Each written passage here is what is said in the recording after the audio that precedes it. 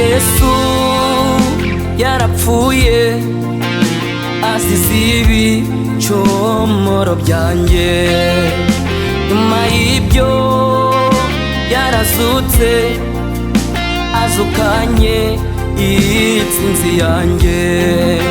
Umwami Yesu yarapfuye asize ibicumuro byanjye, nyuma y'ibyo yarazutse azukanye intsinzi yanjye. Yababajwe kubwanjye, atukwa yatewe kubwanjye, rekaterwa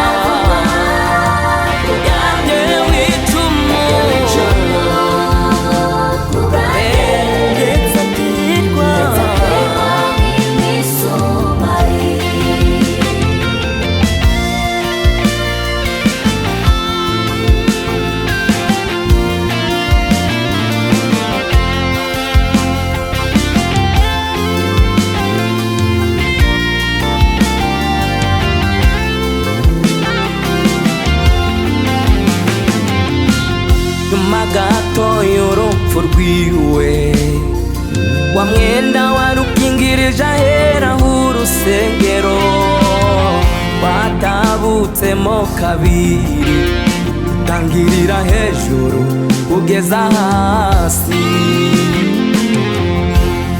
Isi iratigita, ibitare birameneka, ibituro birakinguka, intumbi z'abera zirazuka. Nyuma gato y'urupfu rwiwe, wa mwenda warukingirije ahera h'urusengero watabutsemo kabiri, utangirira hejuru ugeza hasi. Isi iratigita,